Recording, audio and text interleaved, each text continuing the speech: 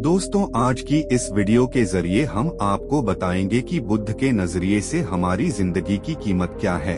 हम में से बहुत से लोग अपनी जिंदगी की वैल्यू नहीं समझते और अपने जीवन को ऐसी चीजों में बर्बाद कर देते हैं जिनसे हमारा नुकसान ही होता है। एक बार की बात है, गौतम बुद्ध अपने शिष्यों को जिंदगी से जुड़ी अच्छी बुरी चीजों का ज्ञान दे रहे थे। सभी शिष्य उनकी बातों को बहुत ध्यान से सुन रहे थे। उन सभी में एक शिष्य ऐसा था जिसे प्रश्न पूछने की बहुत आदत थी। वो उठकर गौतम बुद्ध के पास गया और उनसे बोला, आप हमें जिंदगी के बारे में जो कुछ सिखा रहे हैं उस सब का क्या फायदा, क्योंकि हम में से बहुत से बच्चों को ये भी नहीं पता कि हमारे जीवन का मूल्य क्या है और ये जीवन हमारे लिए कितना कीमती है। अपने शिष्य की बात सुनकर गौतम बुद्ध अपने कक्ष में गए और एक चमकता हुआ पत्थर का टुकड़ा लेकर आए। वो टुकड़ा उन्होंने अपने शिष्य को दिया और बोले, मैं तुम्हें इस जीवन का मूल्य तब बताऊंगा जब तुम इस पत्थर का सही मूल्य पता लगाकर आओगे। साथ ही ये ध्यान रखना कि तुम्हें ये पत्थर का टुकड़ा किसी को बेचना नहीं है। गौतम बुद्ध की बात मानकर वो शिष्य बाजार की तरफ चला गया।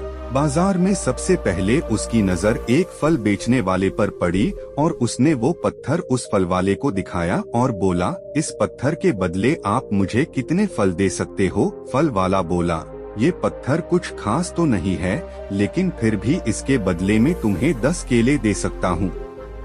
वो शिष्य उस पत्थर को लेकर आगे चला गया। फिर उसे एक सब्जी वाला मिला। शिष्य ने उस सब्जी वाले से उस पत्थर की कीमत पूछी।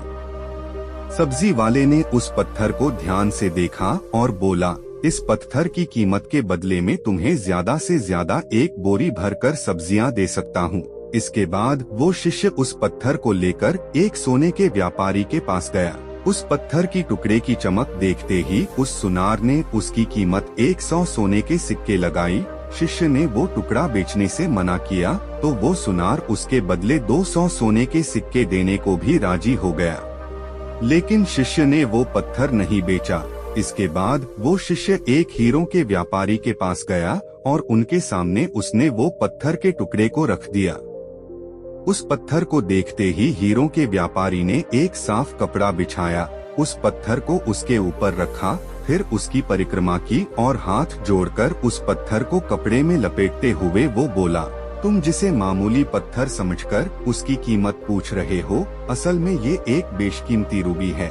ऐसा रूबी हर किसी को नहीं मिलता। मैं अगर अपना सब कुछ बेच भी दूं तो भी इसकी कीमत नहीं चुका सकता। उस व्यापारी की बातें सुनकर वो शिष्य हैरान हो गया। वो दौड़ा दौड़ा सीधा बुद्ध के पास आया और उन्हें उसने जो कुछ भी बाजार में हुआ वो सब बताया। उसकी अचरज भरी बातें सुनकर गौतम बुद्ध बोले, तुम्हारे सवाल का जवाब इस रूबी की कीमत में ही छिपा है। हमारा जीवन भी एक रूबी है। रूबी की तरह ये भी बेशकीमती है, लेकिन हम इस बात को हमेशा नजरअंदाज करते हैं और अपने जीवन का मूल्य नहीं समझते।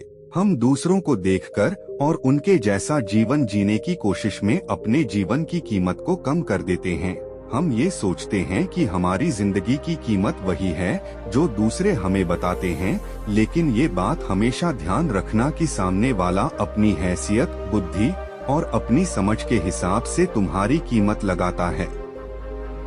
जिंदगी सिर्फ एक बार मिलती है, इसलिए इसको बर्बाद ना करें। अपनी जिंदगी को उतना ही कीमती समझें जितना कीमती आप अपने बैंक में रखे रुपयों को समझते हैं। हमेशा याद रखें कि दिखावा करना जरूरी नहीं है।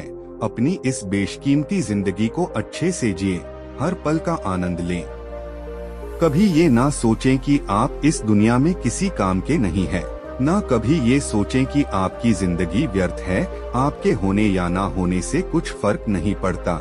जब भी ऐसे विचार आपके मन में आए तो खुद को बस ये याद दिलाएं कि जीवन एक रूबी है और ये बेशकीमती है।